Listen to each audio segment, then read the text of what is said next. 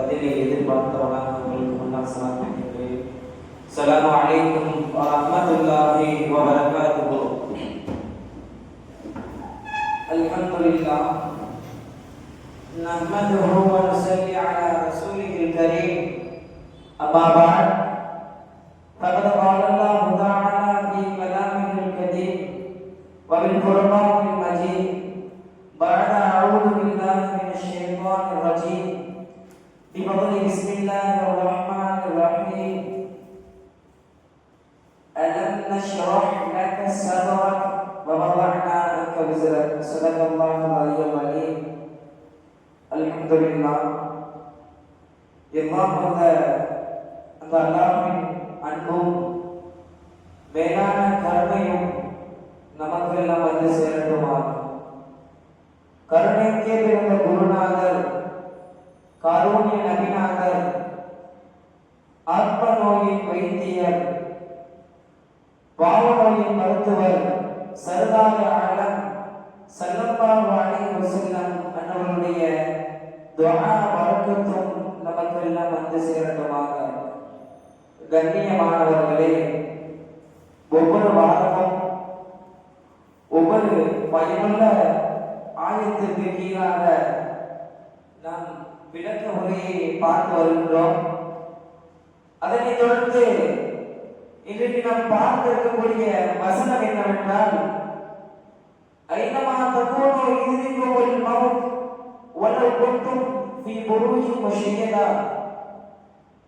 ஐனமா தகூனு, நீங்கள் எங்கே இருந்தாலும், யுத்ரிகுல் மௌத், மரணம் உங்களை அடைந்தே தீரும். வலவ் தகூனு ஃபீ புரூஜின் முஷய்யதா, மிக கெட்டியான வலிமையுடைய இரும்பு கோட்டைக்குள் நீங்கள் இருந்தாலும் மரணம் என்பது உங்களை அடைந்தே தீரும் என்பதாக சூரத்து நிசால அல்லாஹ் ஜல்லஷானு தஆலா நமக்கு கூறி காட்டுகின்றார். சமீப காலமாக நாம் திடீர் மரணங்களை நாமெல்லாம் இந்த சமூகத்தில் நாமெல்லாம் கண்டு வருகின்றோம். தாய் ஒரே வீட்டில் 2 மூத்துகள், ஒரே நேரத்தில் பல மூத்துகள், பல கோர நிகழ்வுகளை நாமெல்லாம் இந்த சமூகங்களில் கண்டு வருகின்றோம். இந்த உலகில் மரணம் என்பது பல ஆராய்ச்சிக்கு பின்னால் விஞ்ஞானமும் கல்வியும்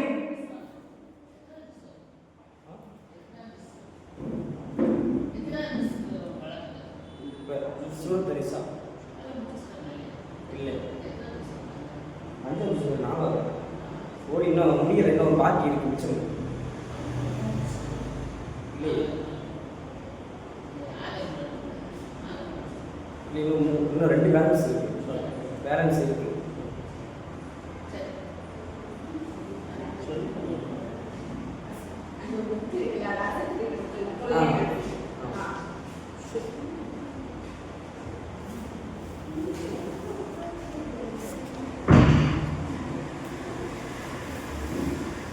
அப்ப மரணம் என்பது விஞ்ஞானமும் அறிவியலும் தோற்று போன ஒரு இடம் மரணம்.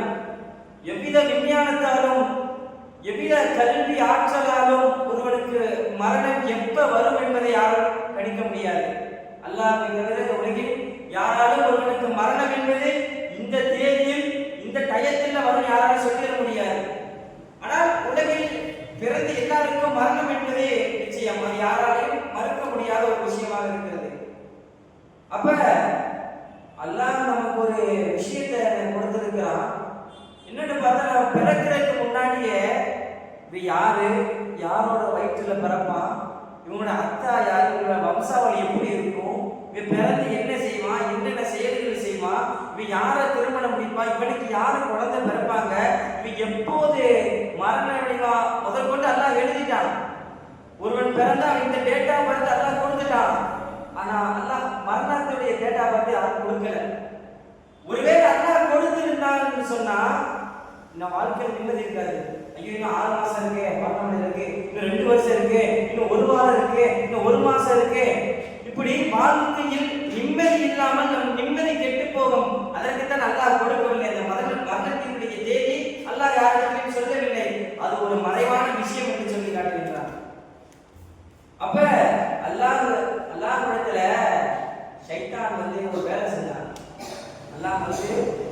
காலத்துல சைத்தான் போய் வார்த்தை சொன்னான், உன்னுடைய அடியார்களை என்னால வழிகெடுக்க முடியும், ஏன்ட்டு அதுக்கு சக்தி இருக்குன்னு போய் சைத்தான் வந்து அல்லாஹ்ட்ட சொல்றான்.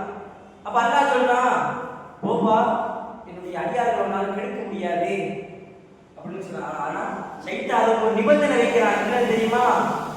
நீ அல்லாஹ் தான் உன்னுடைய அடியார்களிடத்துல நீ மரணத்தினுடைய இந்த நரகம் இருக்குதுல்ல, இந்த நரகத்தினுடைய வேதனையை உன் அடியார்களுக்கு கண்களுக்கு முன்னால் நீ காட்டாத, அப்படி நீ காட்டாம இரு, உன்னுடைய அடியார்களை நான் வழிகெடுக்கிறேன் என்பதாக சைத்தான் வந்து அல்லாஹ்விடத்துல சபதமிட்டான். அப்ப அந்த மரண நரகத்தினுடைய ஒவ்வொரு வேதனையும் நம் கண்களுக்கு முன்னால் காட்டப்பட்டிருக்கும். ஏன் காட்டப்படவில்லை என்றால் சைத்தானவை அல்லாஹ்விடத்துல சபதத்தினால காமிக்க முடியல.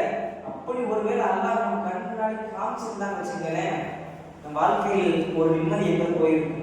இந்த நரகத்தினுடைய வேதனை எல்லாம் நாம் இந்த உலகில் கண்டிடாத ஒரு விஷயமாக இருக்கும்.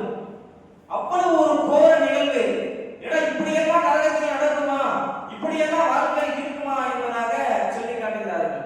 மேல சொன்ன ஒரு ஆயத்து, அது ஏன் இறக்கப்பட்டது, ஏன் வரலாறுகளில் இந்த ஆயத்தை மட்டும் ஒரு சில இமாம் பெருமக்கள் இவ்வளவு குறிப்பாக மரணத்தின் நேரத்தின் பொழுதுங்க இவ்வளவு ஒரு குறிப்பாக ஒரு விஷயத்தை சொல்றாங்க அப்படின்னு பார்த்தா, அந்த ஆயத்து என்பது அன்றைக்கு சஹாபாக்கள் எல்லாம் எப்ப பதில் போறதுக்கு முன்னாடி நான் வந்து போர் செய்ய போகணும் அப்படி ஒவ்வொரு சஹாபாக்கள் ஆர்வம் வருது, நான் போர் செய்ய போகணும் எனக்கு எப்படி நீங்க போருக்கு அனுப்ப போறீங்க நான் சொல்லுங்க அப்படின்னு ஒவ்வொரு சஹாபாக்களும் ஸல்லல்லாஹு அலைஹி வஸல்லம் இடத்துல போய் முறையிட்டாங்க, இந்த போருக்கு எப்ப அனுப்புவீங்க.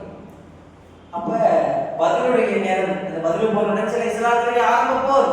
அப்ப அந்த நேரம் வருது, அல்லாஹ் ஆயத்தை இறக்குறான், நீ காஃபிர்களுக்கு எதிராக நீ போய் போரிடுங்க என்பதாக ஆயத்தை இறக்குறான். அப்ப இதை பற்றி சஹாபாக்கள் மத்தியில ரசூலுல்லாஹ் சொன்னோனே ஒரு சில சஹாபாக்களுக்கு தயக்கம் ஏற்படுது. யார் யாரெல்லாம் சொன்னாங்களோ என்ன போரை கட்டுங்க யார் யாரெல்லாம் சொன்னாங்களோ அவங்களுக்கு எல்லாம் ஒரு தயக்கம் ஏற்படுது. என்னன்னு தெரியுமா? என்னடா போருக்கு போறோமே, நம்ம மரணிச்சுட்டா யாரை நம்ம குடும்பத்தை பார்க்கறது, நம்ம மனைவி மக்களை யாரா பார்க்கறது, இந்த சகாபாக்களுக்குள்ள ஒரு தயக்கம் ஏற்படுது. அந்த தயக்கத்தின் காரணமாக இந்த ஆயத்து இறக்கப்படுது. என்னவென்று பார்த்தால் ஐநமா தகூனும் யுத்ரிகுமுல் மௌத் வலவ் குன்தும் ஃபீ புரூஜின் முஷய்யதா, நீங்கள் எங்க இருந்தாலும் மரணம் என்பது உங்களை அடையும். கடுமையான வலிமையான இரும்பு கோட்டைக்குள்ள நீ இருந்தாலும் மரணம் என்பது உனக்கு எப்ப வந்து அடையுமோ அப்ப அடையும். அதை பத்தி உனக்கு கவலை கிடையாது. நீ போர்ல போய் நீ மரணிக்கணும், அல்லாஹ் உன்னுடைய விதிகளை எழுதிட்டானா நீ மரணிப்ப. அதே நீ போர்ல போய் நீ மரணிக்க கூடாது, ஒரு வெட்டுக்காயம் இல்லாம நீ வெளியே வந்துடனா அல்லாஹ் உன்னுடைய கதலை எழுதிட்டானா அப்ப நீ வெளியே வந்துடுவ என்பதாக இந்த ஆயத்தினுடைய விதிமுறைகளில் சொல்லப்படுது. இப்ப பெரியார்கள் எல்லாம் மரணத்தினுடைய ஆயத்தை பற்றி நினைவு கூறும்போது ஒரு ஆயத்தை சொல்லுவாங்க. இப்படி சொல்லுவாங்க, குல்லு நஃப்ஸின் தாயிகத்துல் மௌத், உலகத்தில் இருக்க எல்லா ஆன்மாவும் விலங்கினங்கள் எல்லா படைப்பிடங்களும் மரணத்தை சுவைத்தே. மரணம் என்பது யாருக்கும் இல்லாமல் கிடையாது. ஆனால் ஒரு சில இமாம் பெருமக்கள் சொல்லுகின்ற வழக்கம் உண்டு, ஒரு 3 நபர்களுக்கு மரணம் என்பது கிடையாது என்று சொல்லுகின்ற பொழுது அந்த ஒரு நபர்களை சொல்றாங்க, அந்த நூஹ் அலைஹிஸ்ஸலாத்து வஸ்ஸலாம் அவர்களுக்கு மரணம் என்பது கிடையாது, அல்லாஹ் அவர்களை பாதுகாத்து மறுமையில் அந்த சுவனத்தில் வச்சிருக்கிறாங்க. சில கருத்து வேறுபாடுகள்லாம் சொல்லப்படுது. அப்ப சொல்லிட்டு வருகின்ற பொழுது இமாம் பெருமக்கள்லாம் மற்றொரு வார்த்தை சொல்வது என்ன தெரியுமா? இந்த மரணம் இந்த உலகத்துக்கு ஏன் நீங்க ஆசைப்படுறீங்க? இந்த உலகத்துல ஒன்றும் கிடையாது.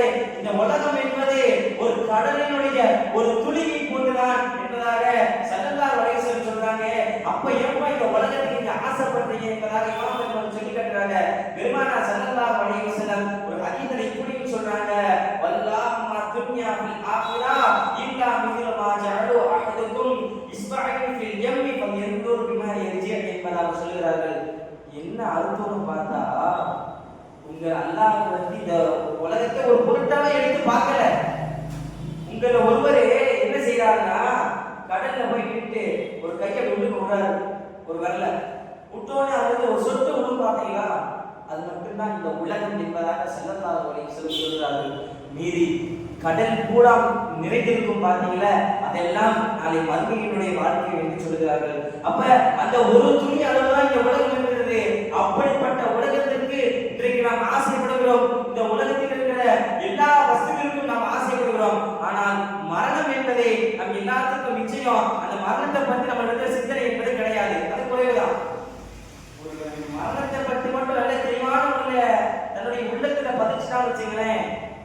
சின்ன தவறு என்பது நம்ம வாழ்க்கையில் நடைபெறாது. இப்போ சமீப காலங்களால் ஒரு 3 வாரத்துக்கு முன்னாடி ஒட்டுமொத்த உலகை உலுக்கிய ஒரு நிகழ்வு நடந்தது.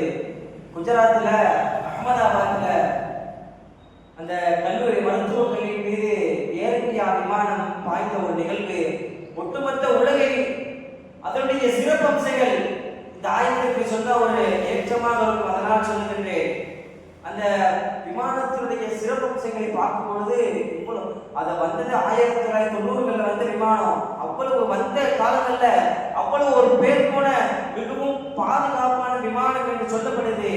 ஆனால் அன்றைக்கு அந்த விமானங்களை ஓட்டி சென்ற பையன், அந்த விமானி ஓட்டியும் 20 வயது, 20 வருஷம், சுமார் 20 வருஷம் திறமை வாய்ந்த பையன் விமான ஓட்டி என்று சொல்லப்படுது. ஆனா அல்லாஹ்வுடைய நாட்டத்தை பாருங்களேன், என்னதான் இவ்வளவு சிறப்பம்சம் வாய்ந்த விமானங்களா இருந்தாலும் 20-25 வருடங்களுக்கு மேலாக விமான ஓட்டிகளாக இருந்தாலும் நீங்க எவ்வளவுதான் பாதுகாப்பான விமானம் என்று சொன்னாலும் அல்லாஹ் மரணம் எங்கிருந்தாலும் கொடுப்பான்னு சொல்லி காட்டுறானே, அதுக்கு இதான் உதாரணம். சின்ன சின்ன குழந்தைகள், குடும்பத்தார்கள் தன்னுடைய அத்தாவுடைய வஃபாத்துக்கு போயிட்டு வர ஒரு நபரு இப்படி மாத்தி மாத்தி சொல்றாங்க. ஒவ்வொருவரும் சொல்றாங்க, திரும்பி எங்க ஊருக்கு போக போறோம்னு சொன்னாங்க. வீடியோவில் எடுத்து இங்கிருந்து குஜராத்லேருந்து அகமதாபாத் லண்டனுக்கு போற ஃபிளைட்டு, அவ்வளவு ஒரு பாதுகாப்பான ஃபிளைட்டு, எல்லாத்தையும் செக்கிங் பண்ணி அனுப்புறாங்க. ஆனா ஃபிளைட்டு வானிலை ஏறி 5 செகண்ட் அது க்ளோஸ் ஆயிடுது. அதான் அல்லாஹ் சொல்லி காட்டுறாப்பா, நீங்க எவ்வளவு ஒரு பாதுகாப்பான இடத்துல இருந்தாலும் மரணம் உங்களை அடங்கியே தீரும். ஆனா அந்த நிகழ்வுல ஒரு சம்பவத்தை பாருங்களேன், அல்லாஹ் ஒருவரை வைத்து அல்லாஹ் தப்பிக்க வச்சிட்டான். பார்க்கிறோமா இல்லையா? அத்தனை நபர்களுக்கு மவுத் இருந்தது, ஆனா அல்லாஹ் ஒரு நபருக்கு தப்பிக்க வைத்து நமக்கு சமூகத்துக்கு உதாரணத்தை காட்டியிருக்காங்க அல்லவா?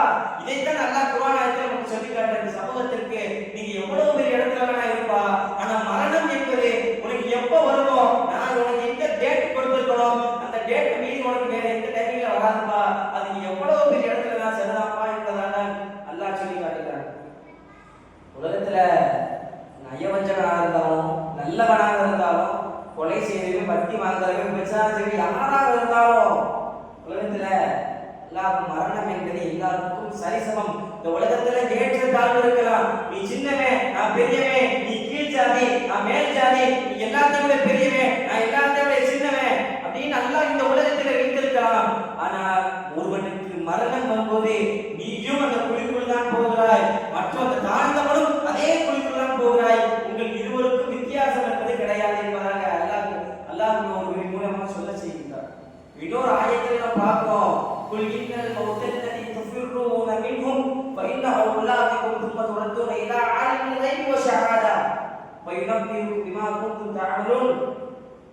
அல்லாஹ் சூரத்துல் ஜுமாவில் ஒரு வார்த்தையை அழகாக சொல்லி காட்டுகின்றார். உலகில மரணத்தை கண்டு நீங்க என்னதான் விரண்டோடலாம், குல் இன்னல் மௌத்தல்லதி துஃபிர்ரூன மின்ஹும், நீங்க என்னதான் எவ்வளவு தூரம் விரண்டோடலாம், மரணம் என்பது உங்களை அடைந்தே தீரும். பிறகு அல்லாஹ் உங்களை இந்த வானங்களை பூமியையும் அதை முற்றிலும் அறிந்த அல்லாஹ் உங்களை மறுமையை நிரப்பி அதற்குரிய கேள்வி கணக்குகளை அல்லாஹ் நமக்கெல்லாம் கொடுப்பான் என்பதாக சொல்லி காட்டுகிறார்.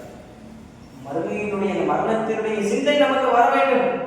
எவனிடத்தில் இந்த மரணத்தினுடைய சிந்தனை இருக்கிறதோ அவன் ஒருபோதும் தவறிழைக்க மாட்டான் என்பதாக சொல்கிறார்கள். இப்ப காலகாலமாக பார்க்கிறோம், நம்ம கூட இருந்த ஒரு பையன் காலகாலமா இருந்திருப்பான். சின்ன வயசுல இருந்து கிட்டத்தட்ட ஒரு இளங்களை வரை நம்மோட இருந்திருப்பான். திடீர்னு ஒரு 10 நிமிஷம் நான் பேசி வீட்டுக்கு போயிருப்பான். என்ன பார்த்தா மரணம். இல்லை இப்போதான் எவ்வளவு பேசிருப்போம், அதுக்குள்ளேயே மரணம். ஒருத்தர் நோயாளி அவங்களை போய் நல்லா விசாரிக்க போயிருப்போம், பேசி நம்ம வீட்டுக்கு வருவோம், வீட்டுக்கு வந்து போன் கால் வரும், என்னன்னு எடுத்து பார்த்தா மரணம். இல்லை இப்போதான் நான் பேசிட்டு வந்தேன், அதுக்குள்ளேயே மரணமா அப்படின்னு பார்க்கின்ற பொழுதுல ஒருவருடன் நாம் அதிகமாக பழக்கம் கொண்டிருப்பவர், ஆனால் அவர்கள் மரணம் அடைந்து அவர்களோட மன்னரைக்கு சென்ற பிறகுதான் அந்த மரணத்தினுடைய சிந்தை நம்ம உள்ளத்திற்கு வரும். நாம் கண்டிருப்போம், ஒரு நம்ம கூட நல்லா ஃப்ரெண்ட்ஷிப்பா இருப்பாரு, மிக நீண்ட கால பழக்கத்தில் இருப்பாரு, ஆனால் அவருக்கு மரணம் வரும். அவருக்கு மரணம் வருகின்ற பொழுது அந்த குடும்பத்தார்களும் சேர்ந்து கவனிட்டு அவர் குழியில் வைத்த பிறகு நமக்கு ஒரு அச்சம் ஏற்படும் அந்த உள்ளத்துல.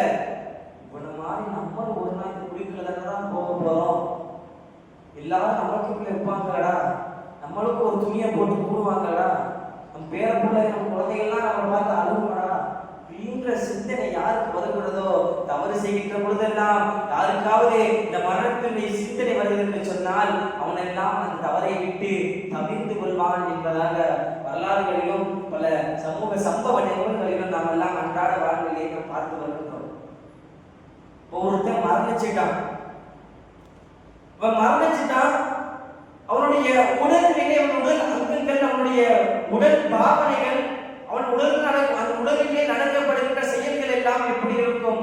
ஒரு ஹதீஸில் இப்படியே சொல்றாங்க, ஒருவன் மரணிச்சுட்டானா அவனுடைய ரூஹ் எந்த அளவிற்கு கடுமையாக வாங்கப்படும் என்றால், ஒரு ஹதீஸில் இப்படி வருது, ஒரு உயிருடன் இருக்கக்கூடிய ஆட்டை அதனுடைய தோலை உரித்தோம் என்று சொன்னால் எவ்வளவு கடுமையான அந்த ஆட்டுக்கு வலிக்கும் சொல்லுங்க, எவ்வளவு கடுமையான அந்த ஆட்டுக்கு வலிக்கும். அப்ப அதே போன்றுதான் ஒருவன் மரணித்து விட்டால் அவனுடைய ரூஹ் என்பது ஒரு ஆட்டினுடைய உயிராக இருக்கக்கூடிய ஆட்டினுடைய தோலை உரிப்பது போன்ற அவனுடைய ரூஹ் வாங்குகின்ற நிலை இருக்கும் என்பதாக சொல்லுகின்றார்கள் இமாம்கள்.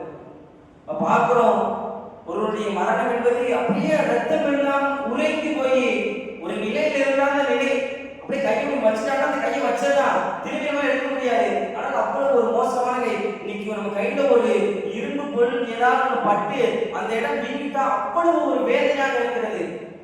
அவ்வளவு அந்த ரத்தக்கட்டு இதெல்லாம் வந்துச்சுன்னா அவ்வளவு வேதனையா இருக்கு, அதெல்லாம் தாங்கிக் கொள்ள முடியல.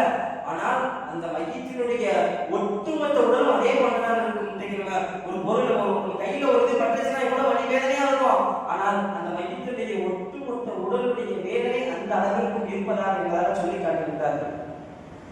ஒருத்தர் கவனிட்டோம், கபரிலே வைத்த பிறகு அவனுக்கு என்ன நிகழ்வெல்லாம் நடக்கும், கபரில் வைத்தவருக்கு என்னென்ன கேள்விகள் எல்லாம் கேட்கப்படும், அவனிடத்தில் யாரெல்லாம் வருவார்கள் என்பதாக அதீதின் ரீதியாக பார்த்தோம் என்று சொன்னால், அவர்கள் அறிவிக்கின்றார்கள். அபூதாவுதெல்லாம் பதிவு செய்யப்பட்டது என்னவென்று பார்த்தால், ஒரு அந்த மையத்தை கஃனிட்டு கபருக்குள்ள வச்சு மூடிட்டு போன பிறகு ஒரு 2 மலக்குகள் வருவார்கள். எப்படி சொல்றாங்கன்னா, கருப்பு கண்களுடைய ஒரு 2 மலக்கு அந்த மையத்திடத்தில் வருவார்கள்.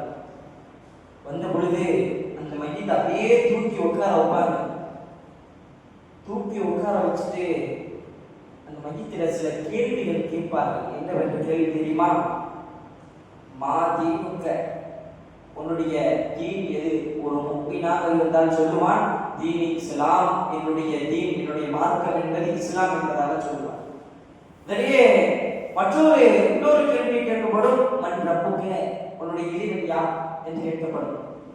அதே ஒரு இஸ்லாமிய ஒரு முக்மீனாக இருந்தால் அவன் சொல்லுவான், ரப்பி அல்லாஹ், என்னுடைய இறைவன் அல்லாஹ் மட்டுமே என்று சொல்வான். ஒரு ஹதீஸில் இப்படி சொல்றாங்க, ஒரு படத்தை காட்டி இந்த மனிதன் யார் என்று கேட்கப்படும்.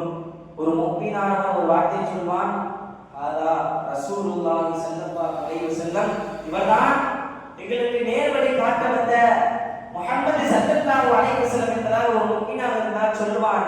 ஆனால் அவர் சொல்லிய பிறகு எப்படி அவருடைய கபர் என்பது மாற்றப்படும் என்றால், கிழக்கிற்கும் மேற்கிற்கும் எவ்வளவு தூரம் இருக்கிறதோ அவ்வளவு தூரம் அவருடைய கபர் என்பது விசாலப்படுத்தப்படும் என்பதாக சொல்லுகிறார்கள். சுவனத்தினுடைய கதவுகள் திறக்கப்படும், சுவனத்தினுடைய நறுமணங்கள் அவருடைய கபர்களில் வீச செய்யப்படும், சுவனத்தினுடைய விரிப்புகள் விரிக்க செய்யப்படும் என்பதாக சொல்லுகிறார்கள். இது ஒரு முஃமினுடைய நிலை. ஆனால் ஒரு காபிரானவன் அவன் மரணத்தில் இருந்து அவன் மரணித்த பிறகு அவனுடைய சொந்த பந்தங்கள் எல்லாம் குழியில் வைத்து புதைத்து விட்ட பிறகு அவனுக்கு என்ன நடக்கும் என்று நாம் பார்த்தோம் என்று சொன்னால், ஒரு அதே போல 2 மலக்கு வருவாங்க. இப்ப 3 கேள்வி சொன்னேன்ல, மாதீனுங்க, மன் ரப்புக்க, இந்த மாதிரி ஒரு 2 கேட்பாங்க. ஆரம்பத்தில் கேட்கப்படும் மாதீனுங்க, நான் சொல்லுவானா, இதெல்லாம் எனக்கு தெரியாதப்ப, இதெல்லாம் எனக்கு சொல்லிக் கொடுக்கலையே. அடுத்து கேட்பாங்க, மன் ரப்புக்க, இறைவன் யார்? கொஞ்சம் இதெல்லாம் எனக்கு சொல்லிக் கொடுக்கலையேப்பா அப்படின்னு சொல்ல. அப்ப இன்னொரு அதே போன்ற பெருமானார் ஸல்லல்லாஹு அலைஹி வஸல்லம் அவருடைய படத்தை காட்டி கேட்கப்படும், இந்த மனிதர் யார் என்று கேட்கப்படும். அதற்கு அந்த காபிரான மையத்து ஒரு வார்த்தை சொல்லுமா, இவர்களை பற்றி தெருக்களில் என்னமோ பேசிக் கொண்டிருந்தாங்க, அது மட்டும் எனக்கு தெரியும், ஆனா இந்த மனிதர் என்று யார் என்று எனக்கு தெரியாது என்று சொன்ன பொழுதுல அந்த காபிரான மையத்துடைய கபர் என்பது எவ்வளவு தூரம் கிழக்கு மேற்கு தூரம் இருக்குமோ அதை விட கடுமையாக அவருடைய 2 வினா எலும்புகள் ஒட்டுகின்ற அளவிற்கு அவருடைய கபர் என்பதை அவர்கள் இறக்கிவிடும். அவ்வளவு ஒரு கடுமையான இருக்கு இருக்கும் என்பதாக சொல்கிறார்கள்.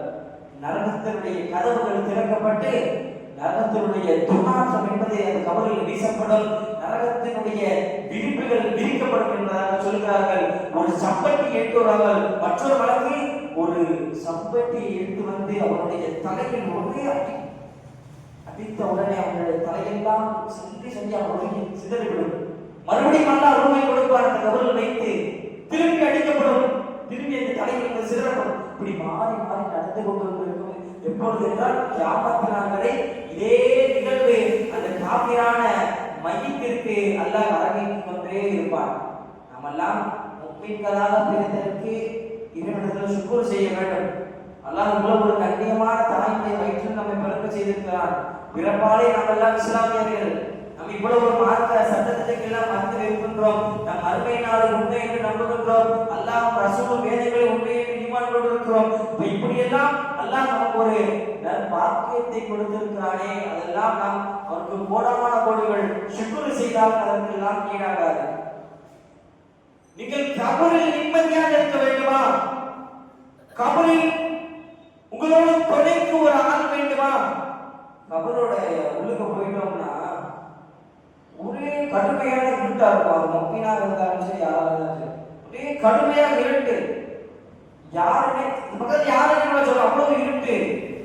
ஆனால் இந்த உலகத்தில் யார் அதிகமாக யார் இந்த உலகங்களின் குர்ஆனை ஓதுகின்றார்களோ அவருடைய கபரில் இந்த குர்ஆன் அவனுக்கு ஒரு நண்பனாக வந்து நிற்பான். இதையும் சொல்லி காட்டுகின்றார்கள். யார் ஒருவன் தன்னுடைய உலகில் அதிகமாக குர்ஆனை ஓதி ஈசா தவாபுகள் போன்ற நல்ல அமல்கள் எல்லாம் செய்கின்றானோ அவருடைய கபர்களில் அந்த குர்ஆன் அவனுக்கு நண்பனாக வரும் என்பதாக சொல்கிறார்கள். ஒரு கபர்ல படுக்க வச்சிட்டாரு, கபர்ல படுக்க வச்சோடனே ஒரு ஒளி என்பது வரும், ஒரு உருவத்தை போன்ற ஒளி வரும். அப்ப அந்த பட்சத்தை கேட்குமா, யாரும் பாத்தீங்க, யாரும் முன்னப்பிட பார்த்ததே கிடையாது, யாரும் நீனே அப்படின்னு கேட்ட உடனே அப்ப அந்த கருப்பு நிறத்தவுடைய அந்த உருவம் சொல்லுமா, நீதாப்பா இந்த உலகத்துல ரொம்ப நாளா நீதாப்பா ஓதிக்கிட்டே இருந்த, நான் தான்ப்பா நீ இவ்வளவு நாளா உலகத்துல ஓதிக்கிட்டே இருக்க குர்ஆனே, அது நான் தான்ப்பா இவ்வளவு நாள் நீ இந்த உலகத்துல வச்சு ஓதுன, இப்ப நீ தூங்குப்பா, நான் உங்களோட பேசிக்கிட்டே இருக்கேன், உனக்கு ஒரு நண்பனாக அந்த கபர்ல இருக்கிறப்பா என்பதாக சொல்கிறார்கள். அதைத்தான் சொல்வார்கள், நம் கடவுமத்தில் அரூஸ் என்பதாக ஒரு குருமான் பிடி தூங்குவதை போன்று நீ தூங்குப்பா, உன்னை யாருமே டிஸ்டர்ப் பண்ண மாட்டாங்க, உனக்கு ஒரு நண்பனா ஒரு ஃப்ரெண்டா நான் இந்த கபருக்குள்ள இருக்கிறேன். ஏன்னு தெரியுமா, நீதான்ப்பா என்ன இந்த உலகத்துல அதிகமா நீதான்ப்பா என்ன ஓதுன, தினமும் அசருக்கு பிறகு மகனுக்கு பிறகு ஒவ்வொரு ரத்தம் நீதான்ப்பா என்ன ஓதுன, அப்ப நான் உனக்கு உதவி செய்யணும்ல, அதெல்லாம் முறை, அதுக்கு தான் ஒரு கபருக்குள்ள நான் வந்தேன். அதுக்குதான் ஒரு துஆவை சொல்வார்கள், அல்லாஹ் வஜஅலனா ஃபித் துன்யா ஃபலீனா வ ஃபில் கப்ரி மூனிஸா வ அலா ஸிராத்தி நூரா வ ஃபில் ஜன்னதி ரஃபியகா. யா அல்லாஹ், இந்த உலகத்திலே நான் எவ்வளவு குர்ஆனை ஓதினேனோ அதையெல்லாம் நாளை எனக்கு நரகத்திலே மறைப்பதற்கு ஒரு திரையாக ஆக்கி, கபரிலே எனக்கு ஒரு நண்பனாக ஆக்கக்கூடிய அல்லாஹ், சுவனத்திற்கு என்னை இழுத்து செல்லக்கூடிய ஒரு துணையாக எனக்கு ஆக்க அல்லாஹ் என்பதாக இறைவனிடத்திலே துஆவை மஸ்தூலுக்குவானிடத்திலே ஓதுவார்கள். இதைத்தான் கேட்பார்கள், யார் இந்த உலகத்திலே குர்ஆனை அதிகமாக ஓதுகின்றார்களோ அவர்களுக்கு கபரிலே ஒரு நண்பனாக, தன் நெருங்கிய நண்பனாக, சுவனத்திற்கு அழைத்து செல்லக்கூடிய ஒரு நண்பனாக இந்த உலகில் குர்ஆனாக மாறிவிடும் என்பதாக நாம் எல்லாம் பார்க்கிறோம். நாம் எத்தனை நபர்கள் சொல்லுங்கள், நம் எத்தனை நபர்கள் இந்த சமூகங்களில் எவ்வளவு ஒரு கோர நிகழ்வாக இருந்தாலும் சரி, நம் எத்தனை நபர்கள் குர்ஆனை தெளிவாக ஒரே வரிசைப்படியாக ஒரே தொடர்படியாக ஒரே நிகழ்வாக டெய்லி நாம் ஓடி வருகின்றோம். எத்தனை நபர்கள் சமூகத்தில் நாம் எல்லாம் பார்க்கின்றோம். ஒருவருக்கு இளமை காலத்தில் சிந்தனை ஏற்படாது, தொழுகணும், சக்காத்து கொடுக்கணும், நல்ல அமல்கள் செய்யணும், அந்த இளமை காலங்களில் வராது. அப்படியே தள்ளாடி நடக்க முடியாது. ஒரு 60-65 வயசுக்கு மேல சிந்தனை வரும். சரி, காலத்தை கடைசி ஆக போகுது. இப்பயாவது இந்த குர்ஆனை ஓதி தொழுதுவோம். நீங்கள் ஒன்றை புரிந்து கொள்ள வேண்டும். தொட்டில் பழக்கம் சுடுகாடு வரை நீங்கள் இந்த இளமை, இந்த சிறிய வயதில் நீங்கள் என்ன செய்கிறீர்களோ அதுதான் உங்களுடைய வயோதிக வயதில் வரும். இந்த வயதில் நீங்க குர்ஆன் ஓதுனீங்களா, இந்த வயதில் நல்ல அமல் செய்தீர்களா, அதேதான் உங்களுடைய வயோதிக வயதிற்கும் உங்களுடைய கல்லான வயசுக்கு வரும். இப்ப நீங்க குர்ஆன் ஓதிருக்கணும், அப்புறம் தான் உங்களுடைய பெரிய வயசுல போனாலும் அதனுடைய தொடர்பு இருக்கும். ஒரு விஷயத்தை நீங்க நல்லா புரிஞ்சுக்கணும். எந்த ஒரு விஷயத்தினுடைய தொடர்பை விட்டு நம்ம எல்லாம் தள்ளி செல்கின்றோமோ அதனுடைய தொடர்பு நம்ம இடத்துல இருக்கிறார்.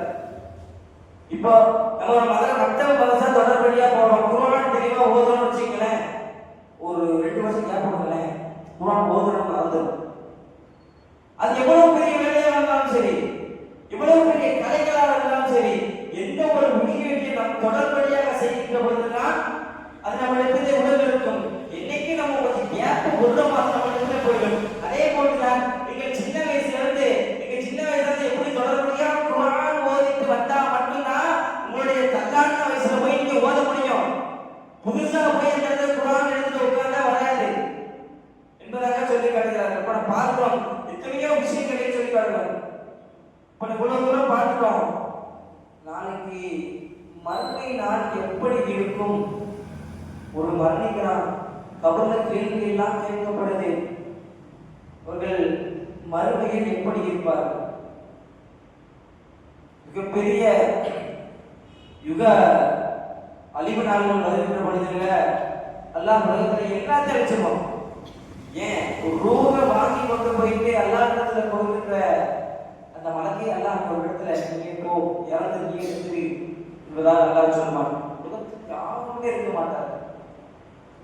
அப்ப அல்லாஹ் எல்லாத்தையும் அழித்து விட்டு புதிதாக தன்னுடைய சொந்த நிலவ தன்னுடைய சொந்த இடமான மறுமை நாளை எழுப்பி அல்லாஹ் ஒவ்வொரு இடத்திலையும் ஒவ்வொரு கேள்வி கணக்குகளை கேட்பான். இன்றைக்கு பெண்கள் என்று அல்லாஹ் ஒரு கேள்வி கேட்பான். என்னவென்று தெரியுமா?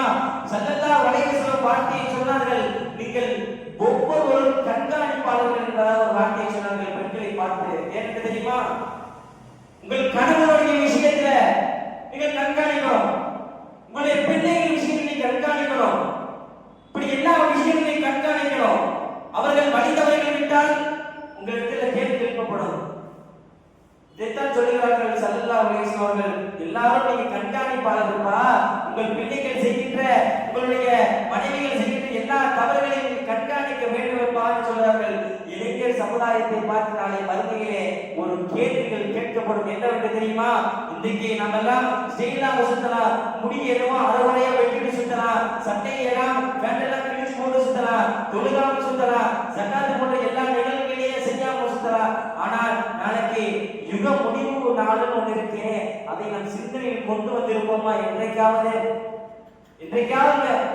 அது காலம் தன்னான வயசுல வரலாம், அது வேற. இருக்கின்ற காலம் ஒரு 30-25 வயது சிந்தனை வரணும், இந்த மாதிரி இருக்கிறா அப்படியே சிந்தனை வரணும். அன்றைக்கு அல்லாஹ் இளைஞர்களை பார்த்து ஒரு கேள்வி, அன்றைக்கு அல்லாஹ் இளைஞர்களை பார்த்து ஒரு கேள்வி கேட்பான். என்ன தெரியுமா? சொன்னார்கள் ஸல்லல்லாஹு அலைஹி வஸல்லம், உன்னுடைய இளமை வாழ்க்கையை நீ எப்படி கழித்தாய் என்று கேட்பான். நீ எந்த வழியில சம்பாதிச்ச? ஹலாலான முறையில சம்பாதிச்சியா, ஹராமான முறையில சம்பாதிச்ச? எப்படி கேட்கப்படும். உன்னுடைய அண்டை வீட்டார்கள் இடத்துல, உன்னுடைய பக்கத்து வீட்டுக்காரர்கிட்ட, அவருடைய ரத்த பந்த உறவிட்ட நீ எப்படி நடந்து கொண்ட கேள்வி கேட்கப்படும். எல்லாம் நீங்க எக்ஸ்போர்ட் எடுத்துங்க, நாளை மறுமையிலே இந்த கேள்வி எல்லாம் கேட்கப்படும். ஆனால் அந்த மறுமை நாள் வருவதற்கு முன்னால் சில அடையாளங்கள் நம் கண்முன் காட்டப்படும். இந்த உலகிலே சில அடையாளங்களை சொல்லி காட்டுகிறார்கள். தஜ்ஜாலினுடைய வருகை ஏற்படும். இந்த நான் சொல்லக்கூடிய அடையாளங்கள் எல்லாம் ஒன்றன் பின் ஒன்றாக தொடர்படியாக நடந்து கொண்டிருக்கிற அடையாளம். இனி நடக்கக்கூடிய அடையாளம் சொல்கிறார்கள். ஒரு அதிசய பிராணி இந்த உலகிற்கு வரும். சூரியன் மேற்கில், கிழக்கிலிருந்து மேற்கில் உதிக்கப்படும். ஈசா அலைஹிஸ்ஸலாத்து வஸலாம் அவருடைய வருகை ஏற்படும். யஜூஜ் மஜூஜுடைய வருகை ஏற்படும். கிழக்கிலே ஒரு பூகம்பம், மேற்கிலே ஒரு பூகம்பம், அரபு கண்டத்திலே ஒரு பூகம்பம், இப்படி மாற்றி மாற்றி பூகம்பம் நடந்து கொண்டே இருக்கும். பல கோர நிகழ்வுகள் இந்த உலகிலே நடந்து கொண்டே இருக்கும். மரணத்திற்கு மேல் மரணமாக ஒவ்வொருவரும் மரணித்துக் கொண்டே இருப்பார்கள் என்பதாக சொல்லப்படுகிறது. சமூகங்களில் இந்த உலகில் நடுநடுங்கி போயிருக்கக்கூடிய ஒரு மறுமை நாள் அடையாளம் என்னவென்றால் பெருமான ஸல்லல்லாஹு அலைஹி வஸல்லம் ஹதீஸிலே சொன்னார்கள், இப்படி சொல்கிறார்கள், ஒரு போர் முடிய மறுப்போர், ஒரு போர் முடிய மறுப்போர், இப்படி ஒரு போர் முடிய மறுப்போர் கிட்டத்தட்ட மறுமை நாள் வரை நடந்து கொண்டிருக்கும் என்று சொன்னார்கள். நாம் பார்க்கிறோம், ஸல்லல்லாஹு அலைஹி வஸல்லம் அவருடைய காலத்தில் ஆரம்பித்த போர் இன்றைக்கு உலகத்தில் ஏதோ ஒரு மூலையில் இன்றைய வரை நடந்து கொண்டிருக்கிறது. நாம் அன்றாட வாழ்வை நாம் கவனித்துக் கொண்டிருக்கிறோம். ஆரம்பத்தில் இஸ்ரேல் பலஸ்தீன் போர் நடந்தது, அதற்கு அடுத்ததாக இந்தியா பாகிஸ்தான் போர் ஆரம்பிச்சாங்க, அதற்கு இப்ப இஸ்ரேல் ஈரான் தொடங்கியிருக்கு, அடுத்து இன்னும் எந்த நாடு வரப்போகுது தெரியல. ஆனால் ஒரு போர் முடிய மறுப்போர் என்பதை நாம் அன்றாட வாழ்வில் கண்டு கொண்டிருக்கிறோம். இதெல்லாம் மறுமை நாளுடைய அடையாளம் என்பதாக சொன்னார்கள் ஸல்லல்லாஹு அலைஹி வஸல்லம் அவர்கள். பூர்வ அன்றாட வாழ்வில் ஒரு மையத்து இருக்கக்கூடிய வீட்டுல ஒரு மையத்தை மறைச்சிட்டாங்கன்னா ஒரு இருக்கக்கூடிய வீட்டுல ஒரு சில இப்ப உதாரணமா சொல்ல போனா ஃபாத்திஹா ஓதலாமா அப்படின்னு சில பேர் கேட்பாங்க. அதனுடைய அகீதாக்கள் என்ன, அதனுடைய வழிமுறைகள், மார்க்க கொள்கைகள் என்ன, ஓதலாமா ஓதக்கூடாதா என்று பார்த்தால் ஓதலாம். பெருமானார் ஸல்லல்லாஹு அலைஹி வஸல்லம் அனுமதித்திருக்கிறார்கள். எப்படி என்று பார்த்தால் நபி ஸல்லல்லாஹு அலைஹி வஸல்லம் அவர்களிடத்துல ஒரு பெண்மணி வந்து கேட்பாங்க, யா ரசூலல்லாஹ், அல்லாஹ்வுடைய தூதரே, என்னுடைய தாயார் ஹஜ்ஜுக்கு போகணும்னு நினைச்சாங்க, அவர்களெல்லாம் போக முடியும், நடுவுலே மரணம் வந்துருச்சு, இப்ப என்ன செய்யணும் அப்படின்னு கேட்ட பொழுதுல அதுக்கு பெருமானார் ஸல்லல்லாஹு அலைஹி வஸல்லம் வார்த்தை சொன்னார்கள், அவர்களுக்கு பதிலாக நீங்கள் ஹஜ் செய்யுங்கள், நீங்கள் என்னென்ன நல் அமல்கள் எல்லாம் செய்கிறீர்களோ அது அவர்களுக்கு சென்று விடும் என்பதாக சொன்னார்கள். உங்க தாயார் ஹஜ்ஜுக்கு சென்றாங்கன்னா என்னென்னலாம் ஓதுவாங்களோ, என்னென்னலாம் செய்வாங்களோ, குர்ஆன் ஓதுவாங்க, திக்ர் செய்வாங்க, துஆ கேட்பாங்க, இப்ப இதெல்லாம் உங்க தாயார் செய்வாங்க. இப்ப உங்க தாயார் மரணிச்சிட்டாங்க வேற நீங்க சொல்றீங்க, அப்ப அவர்களுக்கு பதிலாக நீங்கள் செய்யுங்கள் என்பதாக சொன்ன பொழுது இப்ப இதிலிருந்து நாம் ஒரு சட்டத்தை எடுக்க வேண்டும். என்னவென்று தெரியுமா? நாம் புரியும், ஒருவருக்கு பதிலாக நீங்கள் செய்யுங்கள் என்று சொல்ல பொழுது இப்ப அவர்கள் மரணிச்சிட்டார்கள், இப்ப நீங்க செய்யணும். அப்ப மற்றவருக்கு பதிலாக நாம் என்னென்ன நல்ல விஷயங்கள் எல்லாம் செய்கிறோமோ அதெல்லாம் அவர்கள் கபருக்குழிக்கு சென்றடையும் என்பதாக இந்த ஹதீஸின் வாயிலாக நமக்கு புரிய வருகிறது. அவருடைய தாய் மரணிச்சிட்டாங்க, ஆனா அவர்கள் மகள் அவர்களுக்கு பகரமாக நீங்க செய்யுங்க, நீ செய்கிற விஷயம் எல்லாம் அவங்களுக்கு செல்லும் என்பதாக சொல்லுகிறார்கள் ஸல்லல்லாஹு அலைஹி வஸல்லம் அவர்கள். அப்ப பாக்கிற அதிகமா சட்டம் எடுத்துக்கலாம். இப்ப ஒருவருக்கு குர்ஆன் ஓதி வைத்தாலோ, ஒருவருக்கு குர்ஆன் ஓதி ஒரு மௌலூத் ஓதி இதெல்லாம் எத்தி வைத்தாலோ அவருடைய கபருக்கு சென்று அடையும் என்பதாக இந்த ஹதீஸின் வாயிலாக நாம் எல்லாம் பார்க்க முடிகிறது. மற்றொன்றே நாம் நினைத்துக் கொள்ள வேண்டும், எல்லாம் இந்த உலகத்தில் இருக்கக்கூடியவை எல்லாம் மறைத்து போகக்கூடிய ஒரு விஷயங்கள். நீங்கள் மரணத்தை நினையுங்கள், உலக ஆசை உங்களை விட்டு போகும். உலக ஆசை உங்களை விட்டு சென்றது என்று சொன்னால் சுவனத்தினுடைய கதவுகள் உங்களுக்காக திறக்கப்படுகிறது. இந்த உலகத்தை தான் நினைச்சிட்டு இருக்கோம், இந்த உலகம் வேணும் நினைக்கிறோம், இந்த உலகத்துக்கு செல்வம், வைரூரியம், குழந்தை குட்டிகள் இவற்றை ஆசைப்படுறோம். ஆனால் சுந்தர் நபிகள் ஒரு வார்த்தையை சொன்னார்கள், ஒரு வாய் என்னவென்று தெரியுமா? இந்த உலகம் என்பது கொசுவினுடைய ரெக்கைக்கு கூட சமமாகாது. அவ்வளவு ஒரு மட்டமான வாழ்க்கை இந்த உலகத்தின் வாழ்க்கை. மற்றொரு ஹதீஸில் இப்படியும் சொன்னார்கள், என்னவென்று தெரியுமா? இந்த உலகம் என்பது அத்துன்யா சுஜுல் முஃமின் வ ஜன்னத்துல் காஃபிர். இந்த உலகம் என்பது ஒரு முஃமினுக்கு சிறைச்சாலை போன்று என்பார்கள், ஆனால் ஒரு காஃபிருக்கு சுவனம்பா. அவன் இந்த வாழ்க்கையை என்னமோ பண்றான், என்னென்னமோ செய்யறான், விபச்சாரத்திலிருந்து வட்டியிலிருந்து என்னென்னமோ செய்யறான். ஆனா அவருக்கு நல்லா இருக்கிற மாதிரி தான் தெரியும், ஆனா அல்லாஹ் ஆப்பு மேல வச்சிருப்பான். நமக்கு கஷ்டமாக இருக்கலாம் செய்யும், ஆனால் அல்லாஹ் நமக்கு மேலே இன்பத்தை கொடுக்கிறப்பா. அதைத்தான் மற்றொரு விவாதத்தில் இப்படி சொல்லி காட்டுகிறார்கள், ஒருவன் இந்த உலகத்தில் சந்தோஷமாக இருந்தான் என்று சொன்னால் அவன் நாளை மறுமையில கஷ்டப்படுவான். இந்த உலகில் ஒருவன் எவன் கஷ்டப்படுகிறானோ நாளை மறுமையில் அவன் இன்பமாக இருப்பான் என்பதாக ஸல்லல்லாஹு அலைஹி வஸல்லம் சொல்லி காட்டுகிறார்கள்.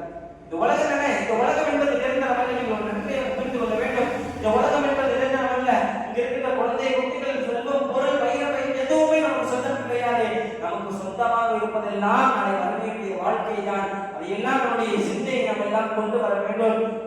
இன்றைக்கு நாம் எந்த விஷயங்களை எல்லாம் பார்த்தோமோ அதையெல்லாம் உங்களுடைய வாழ்க்கையில் அமல் செய்கின்றபடி அல்லாஹ் எல்லாம் வல்ல அல்லாஹ் அதை வாழ்க்கையில் நிவர்த்தி செய்வானாக. மரணத்தினுடைய சிந்தனையை ஒவ்வொருவரையும் அல்லாஹ் ஊட்டி கொண்டே இருப்பானாக. வாழும் காலமெல்லாம் ஈமானோடு இருந்து ஈமானோடு மரணிக்கக்கூடிய பாக்கியத்தை அல்லாஹ் நமக்கு தருவானாக. வாழும் காலங்களில் ஒரு முறையாவது கண்மணி நாயகம் ஸல்லல்லாஹு அலைஹி வஸல்லம் அவர்களை கனவிலும் நினைவிலும் கண்டு களிக்கக்கூடிய பாக்கியத்தை தருவானாக. ஒரு முறையாவது அவருடைய ஹஜ்ஜுக்கு சென்று அவருடைய கஅபத்துல்லாஹை தவாஃப் செய்யக்கூடிய பாக்கியத்தை அல்லாஹ் நமக்கெல்லாம் தருவானாக. என்கின்ற நல்ல துஆக்களோடு உங்களுடைய துஆவை ஆதரவிக்கனாக என்னுடைய உரைக்கு தெரிவிக்கிறேன். وما توفيقي إلا بالله عليه توكلت وعليه العليم وآخر دعوانا أن الحمد لله رب العالمين. السلام عليكم ورحمة الله وبركاته.